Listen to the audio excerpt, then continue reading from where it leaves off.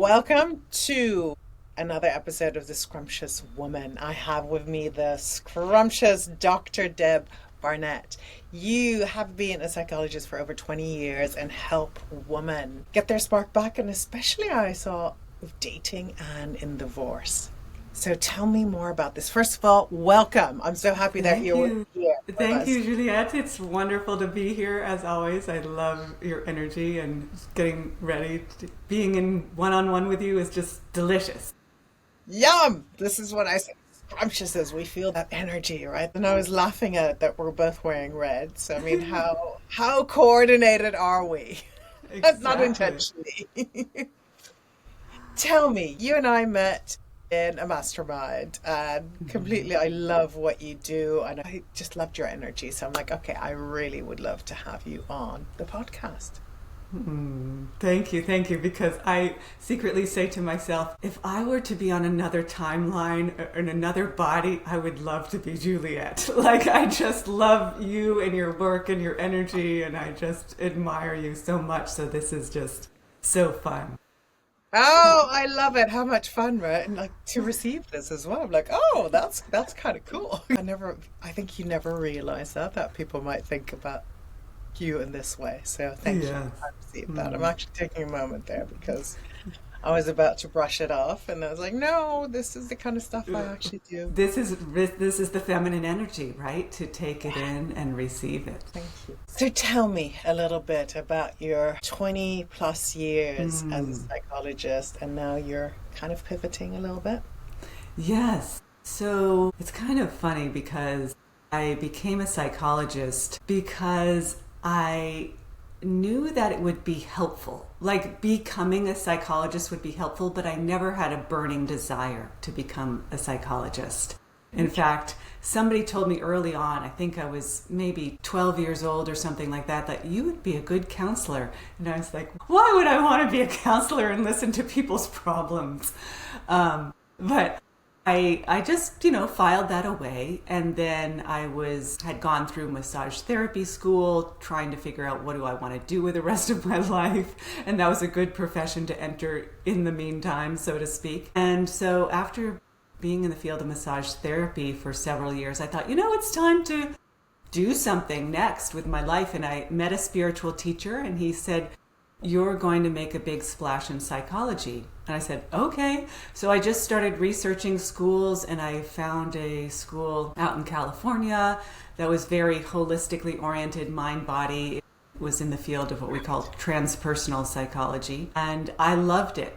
And it was a journey of personal and professional growth and opened all sorts of doors. But once you go through what I call jumping through the hoops of becoming a clinical psychologist, it sort of keeps you in the system because there are continuing education and clients that now are looking to you for support. So I ventured into coaching at one point, and I've done a number of things in terms of weight loss and just sort of general well-being coaching. And then I was working with a mentor recently, and she said, well, what have you done that you really, really loved? And I said, what I love is supporting women and finding love. It's just so satisfying and so thrilling for me when their inner light goes on and they start attracting and they start having fun and realize just by authentically being themselves, they can attract love and attract amazing partners. So the first event I created was called Fabulously Feminine, and I really wanted to make it a multi-sensory experience. So I had a clothing store come in and bring their clothing to help women pick out outfits. I had massage therapists there and makeup artists and yummy food, of course. And then I gave a presentation on using your feminine energy to date. So it was amazing. So that's where the journey began unfolding. I love it. So even as early as what did you say, 12 or 14 or something, Yeah. that you already got that advice. It's like, oh, okay, so you're very good at listening to people, obviously. I mean, this is what I am between the lines. And then as a massage therapist, you get a lot of people speaking to you anyway. That's right. It's often said like massage therapist, any body worker, and hairdressers Hairdressers are especially, like right? therapists, right? Because people tell them their problems. That's right. Bartenders, maybe as well. So I completely understand. And I love that you did more of the transpersonal. So the body, mind, spirit, the whole thing, right? I think you and I are completely online that it's not just one thing. That, Exactly. when anything manifests in the body, it's not just a physical ailment, it's emotional and it's psychological, and there's so much more that comes to work there. So I love the path that you've taken. And what I heard is that, like, oftentimes we get into something, and maybe not because we actually chose it, but because it chose us. And then it's like, is this what I'm going to be doing for the rest of my life? And it's like, well, what really lights me up? And it Yeah. is true, right? Seeing women step into, I hate the phrase, into their power, but into their femininity, into their essence, into their scrumptiousness. I call it Yes. scrumptiousness Yes. I love because, it. yeah. Sensuality got banned on Facebook and Instagram when I talked about sexuality and sensuality. I'm like, okay, I'll talk about scrumptiousness. Right. Who can have a problem with that? It was even in the New York Times puzzle today, the crossword puzzle, scrumptious came up. I was like, interesting. But once you tap into that feminine energy, and explain to me why, because a lot of people, when I try to explain this, are like, why would I even want to feel this much? Why is it so important for me to do this? Yes. Well, one of the sort of metaphors I use is if you think about a couple who's dancing, because I love to dance. And so if you're dancing, if you have two people who are trying to lead, it just creates conflict and friction. If one person, say the male, the guy is like saying, we're going this way. And if the woman's going, no, we're going this way. Or if I've you're done both that. pushing or both pulling, neither works. But if you can say, okay, I'm going to take the lead. If the man says, I'm going to take the lead, and I just want you to trust me. I want you to surrender. Experience is beyond magical. There is a sense of flow that is created and a sense of being held and supported and your nourishment from the inside out that is unlike anything else you can imagine. So if you take this dance experience off the dance floor and into your life and can find someone that you can partner with in this dance of life, this support, this flow can open up and activate so much within you beyond your wildest imagination in terms of creativity and career success and physical health and well-being. So it's not just about how do you make your relationship better. It's about really how do you make your entire life blossom if you can just receive what you need on all levels. It's so beautiful, right? So I often tell people I'm a self-relationship expert Yes. because first and foremost, it's a relationship with yourself, right? Ab- And I hear where some people be like, yeah, I would love to be able to surrender to a man, but no one knows how to hold me. And that's where often I come in and help. But the surrender piece, I also think it's often not times to surrender to someone else, but where can Right. you surrender to that essence, to that energy within yourself that you may have clamped down on for so many years because you were meant to be the clever one or the one that went out and won made the money, won the bread, or whatever the identities are that we have held on to, whatever Yes. your parents or society or church or religion told you that you should be doing, that we've just become quite Yes. braced. Yes. And I love what you said about this relationship with self first. And I even created a program for women called Sovereignly Single. For those women who know, yes, in the future, I would love to find a partner and date, but I'm not ready yet because I want to do the inner work and nurture that relationship with myself so that I'm filled up and not going to a man or a partner saying, fill me up, right? You've done the inner work. You've learned how to connect with yourself and know what you need and what delights and nourishes you. And then you come from this filled up place saying, you're just the icing on the cake for my already scrumptious life. I've done that work. It's like if, sometimes we hear, if you're going ready to a dinner party and you don't want to go absolutely starving, because then you'll eat everything on the buffet and later regret it. So you don't want to go out on a date being starving for love and saying, I need. You want to fill yourself up first. So go into that date already nourished and filled. Then it takes the pressure off too, because you're not anxious. It's like, no, it might work, it might not, but my life is great and full, even if it doesn't. So I'll just enjoy being in the moment, getting to know this person. I love that. And that brings us to curiosity, right? Curiosity in other people. Because if we're so, I don't even like the word, but needy, kind of like needy to get attention to us, like for us to pull that attention to us because we don't quite know how to give it to ourselves. Or I notice this with people, even when I talk about self-touch, they're like, oh my God, are you talking about self-pleasure? I'm like, self-touch, non-sexual, non-erotic? We're starting with an arm, with an inside of a hand, because they just get so triggered by hearing that. It's like, no, I don't self-touch. I'm like, okay, what about, when you put hand cream on? They're like, oh, you mean that? I'm like, yeah, non-erotic, non-sexual, self-touch. Do you actually do that? Really like to fill yourself up like that. And I love where you call it sovereignly single, right? The double S's. And it's like, can we just sovereignly be in our bodies?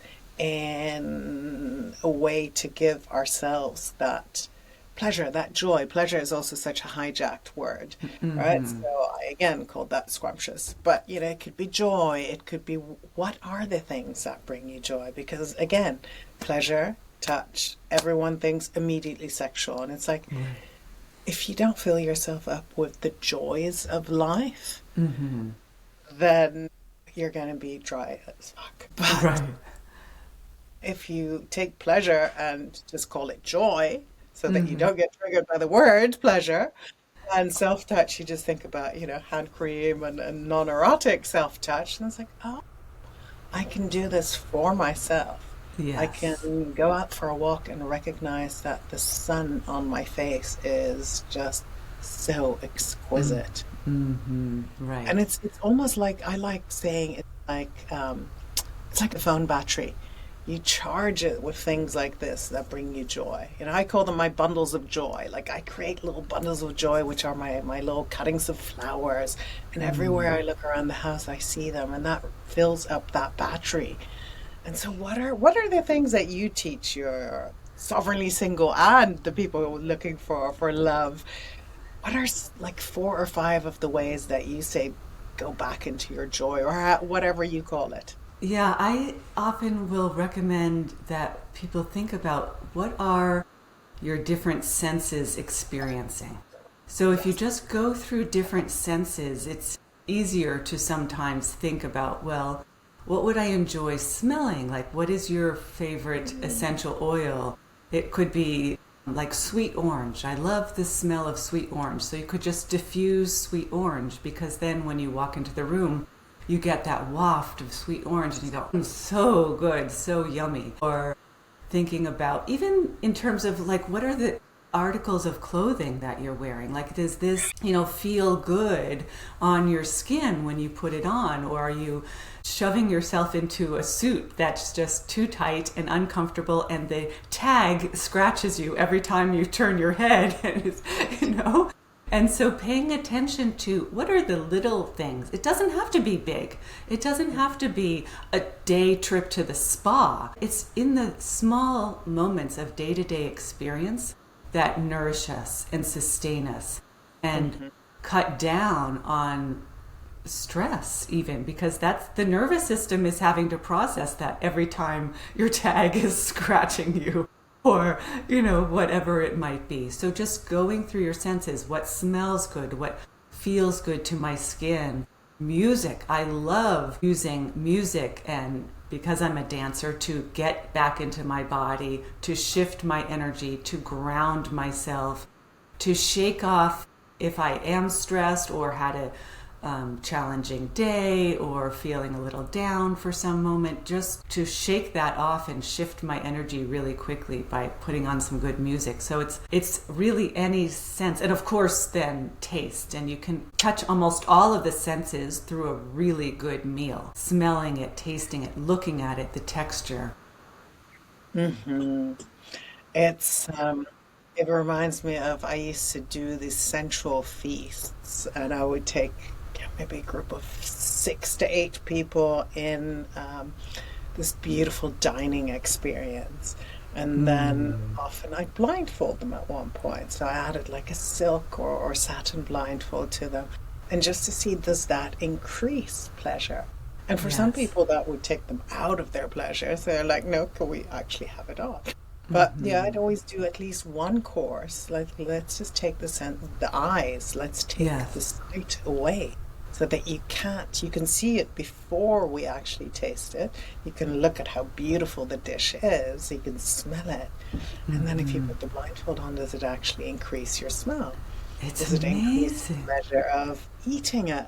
And for some people, it was like, yes, and others were like, no, and which is also just so beautiful. It's just information.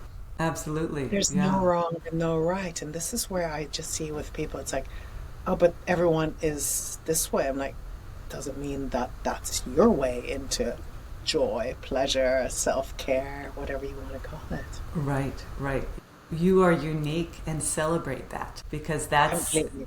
that's going to help you love and appreciate yourself. And when you're filled up with that self-love and appreciation, not in a narcissistic way of, it's just, I appreciate who I am, I love who I am, I'm a unique being, that energy then goes out and is very attractive to others as well. Whether you're dating a man or any partner, that if you're radiating that neediness, it's actually then a turnoff, because nobody wants to feel responsible for filling us up. But if you're already filled up and you're sparkly and full of that nourishment and joy, that's magnetic. That's attractive. Then they're like, whoa, I'd love to join and play in that experience you're having of your life. Right? It almost feels like a little bit like Tinkerbell energy. You just see someone so into their own element and having fun. And like when I go out, I take myself on a date, on a coffee date or on a breakfast, once a week, once every 2 weeks, whatever. And I just have fun. I have fun. I interact with people. I hand them out my cards and I play with them a little bit. And that always draws people in. They're like, Yeah. oh my God, what are you doing? I'm like, I've taken myself out on a breakfast date or a coffee date. And they're like, you do that? Are you not married? I'm like, no, I've been engaged for a few years and very happy, but I like to be in my own company and then I can play with others and that just attracts. It does. It does. Because everybody wants to play, right? Because everybody has that younger part of themselves that still loves to play. I think often as adults we forget that. We let play drop off, but it's so essential. Completely. This is why I like calling like self-touch experiences play dates, self-touch play date, because it is, let's just take all the scariness out of it and let's just say, okay, we're having a play date like when we were kids. We're going to try and see if this works. And if we didn't like that sensation, also cool. It doesn't matter. So tell me, I love hearing that you've also worked with people in losing weight, and I imagine that's a lot of body issues as well, which of course bleeds into relationship with self and then also relationship in attracting a partner or wanting to be with someone. Yes, yes. It's interesting because a lot of what I found with the women I worked with around weight, it's that wanting something like the late night snacking or the cookie, and it's like, okay, let's look at this. Is it really the cookie that you want? Like, do you really want sugar? Do you really want calories? Or is it that sweetness? And is that feeling of taking care of yourself that the cookie represents? So if there were another way at 10 p.m. at night to bring in another form of sweetness and another form of taking care of yourself, like we've been talking about, what might that be? And so if you can look at, maybe the food is just representing something else that's missing. And if we can balance that, or maybe it's to sort of mask a negative limiting belief or negative self-talk, let's shift that, then the craving for the cookie goes away. Isn't it funny, right? I mean, I've had this like yo-yo thing with my weight. I was twice what I am now. I've also had 4 kids in under 3 years' time. So, this body has been through a lot. I'm actually very, very grateful for it with my little bionic hip. But I also recognize for me and for a lot of the clients that I've worked with is we put on weight because we've had an intense experience. We've had some kind of person violate us, either even just looking at us, but it had us feel unsafe. Right. And putting on weight we're less attractive to people, so we won't get that attention anymore. And it's been really interesting to just see how many people that I've worked with that have had an experience like this. Yes, it's so true. Then you can see the conflicting desires that sometimes arise within. Yes, I want to lose the weight, but if I did, and if I'm more attractive, then is that going to attract attention, and can that be scary? So it's like I want the attention, I want the love and support, but I'm also afraid of the attention at the same time.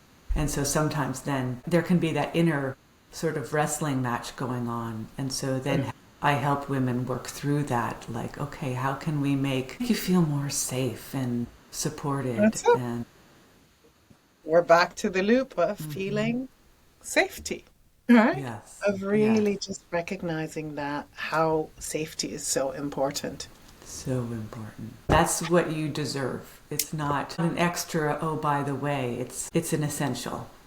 Oh, it's completely essential. And I think this is like probably a beautiful loop of how do people get to know you, get to work with you? Explain a little bit more.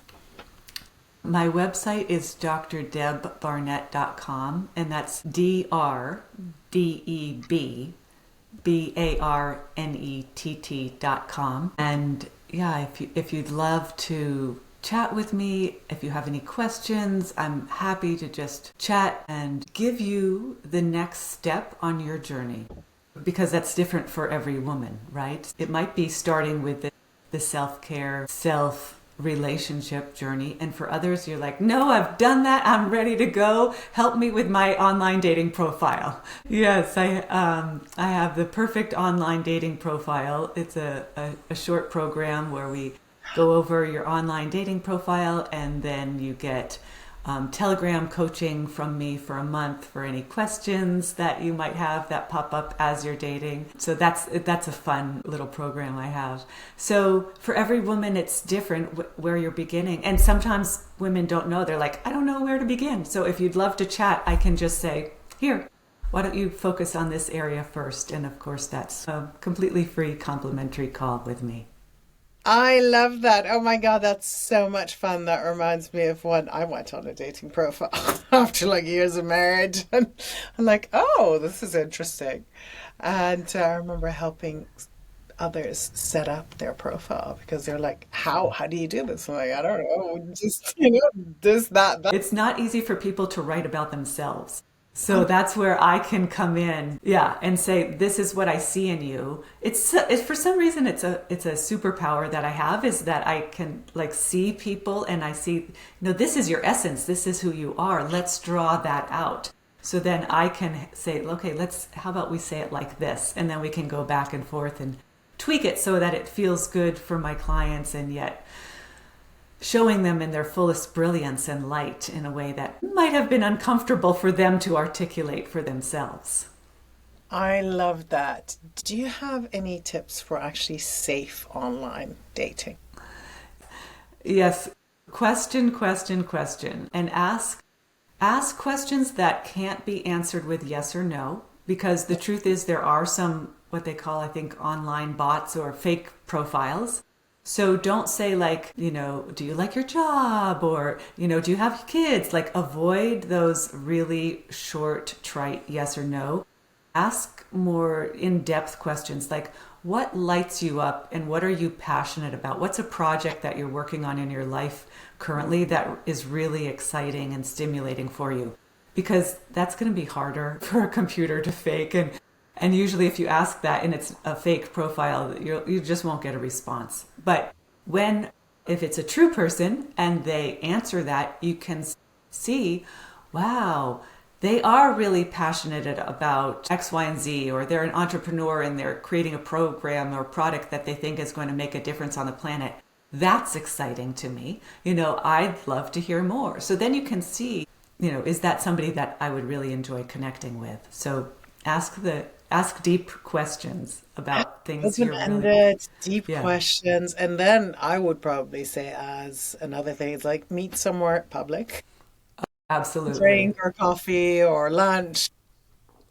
Yeah, even have a Zoom date first. I Yeah, always recommend a video Zoom date first because that way yeah. you can get a sense of their energy without having to go, even out to a coffee shop or something like that and getting all anxious if you're like, no, there's no chemistry or energy here. So it's always nice to meet online first, even just Definitely. for 10 minutes. And see if they're the real person, if it's not some fake. They look like the pictures on the profile. Yeah, Oh that's my God. important. I remember going for a coffee with someone and I walk in, I'm like, he's like 20 years older than the picture. I'm like, oh, okay. This was, a few years ago. So obviously before we had, like we used to do video calling that much. So catfishing, I think they call it, Hmm. right? Right. So really, and also start knowing what you're available for, what your no's and yeses are, etc. So there's Standards. yeah, that will be really, really helpful to help women with this. Yes. Yeah. And it's a joy for me to help others find joy. So a win. Win-win. I have absolutely loved our little chat. Everything will be in the show notes. And please share this episode with whoever you feel might really benefit from Dr. Deb's and my discussion. And we'll see you soon. Much love. Thanks, Juliette. Bye, everyone.